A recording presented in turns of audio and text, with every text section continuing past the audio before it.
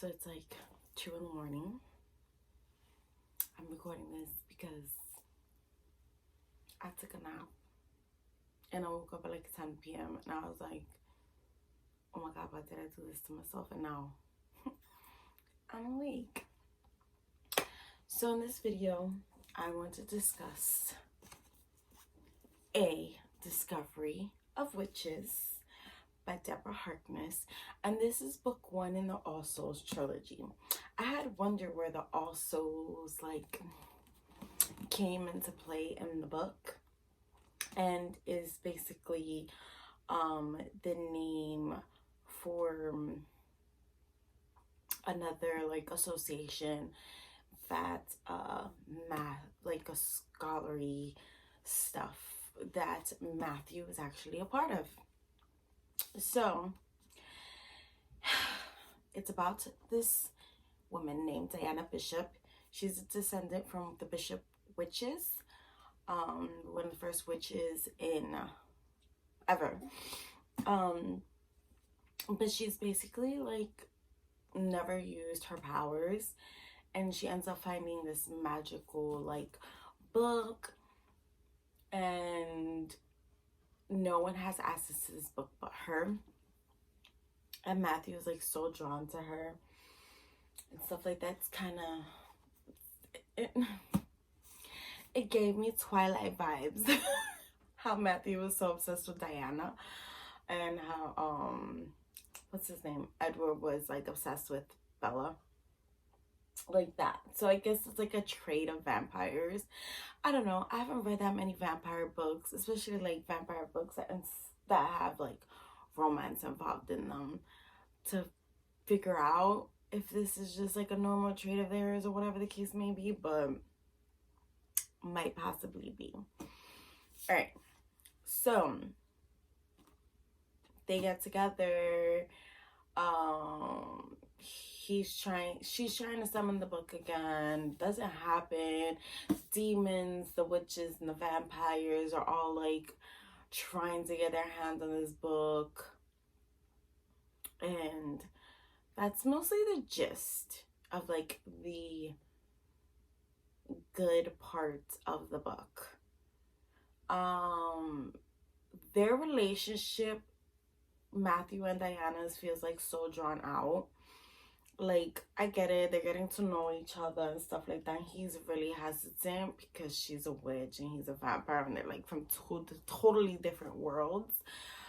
But it was just it didn't progress quickly. It was a slow progression, but you could see it coming.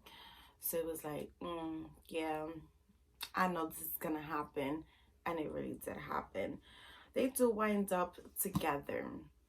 But the most interesting thing about their relationship is when he does her DNA test.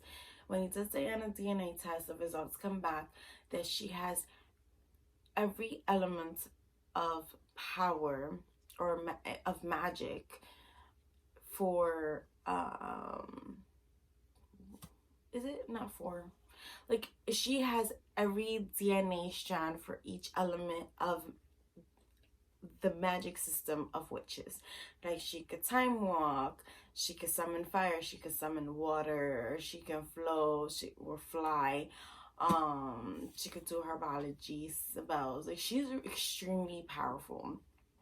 So that's why she didn't realize how powerful she was, and Matthew didn't even know how powerful she was until he did her DNA test, because he does specific DNA testing because he's a biologist, biochemist, or whatever the case may be. And their relationship was cute. I liked it. I gave this book 4 out of 5 stars. I would have given it 5 stars if their relationship wasn't so drawn out, but it was. And there's other little side characters that had me ooh, I want to know their backstory. And the way this book ended, I am so glad that I got book 2 and I have book 3. But this one is even bigger than the first one 584 pages, and I found this at the thrift store, and it was in pristine edition. It just has like a little smell to it, so I'm gonna have to like spray some body spray in it. But yeah, I'm excited. Like, look at that cover, it's beautiful. I really don't like movie covers on books, but I mean, it was given to me, so beggars can't be choosers. And this I found at the thrift store, and yeah, I am excited to read book 2. I know this one for a fact is gonna center more in like the past, because the ending of this one, you can tell they were like, okay, they're going off on an adventure, they're going back in time, spoiler alert. So I know this is gonna be centered mostly in the past, and I'm wondering if she's going to embrace her powers and like actually like put them to use to protect herself and protect Matthew, because it was just like, girl, how you have all this power and everyone's trying to hunt you down and you're not doing nothing with it? Like, I was just like, I kept clutching this book. I was like, oh my god, like, I wanted to shake her aunt, like why you didn't teach her anything? And then in certain little parts, they were like trying to teach her little things, and it was just so frustrating, but I enjoyed it. It was just like, it was just one of those books that was good, but it was like, oh, why? So now I had to read book 2, because it's just like, why not? And I just want to see how the story progresses more and stuff like that. So we'll see if I still feel the same in book 2. We will see.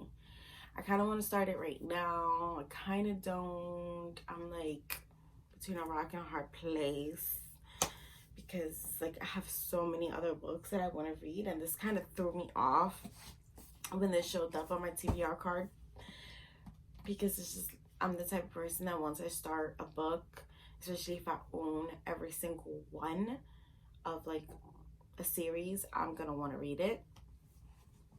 So now I have no choice, and I'm like, great, do I have it in me to read another tome? It took me 10 days to get through this book. 10 days. That was impressive, I must admit that. But you also have to factor in that I just had my surgery, so I had time on my hands to finish this book in 10 days. Now I don't have time on my hands, because I'm practically working almost 30 hours a week again. So it's just like, am I gonna finish this book in 10 days? Plus on top of being a homeschool mom now again. So it's just like, this is a chunker. I'm gonna have to figure this out. Anyways, I hope you enjoyed this Let's Discuss video.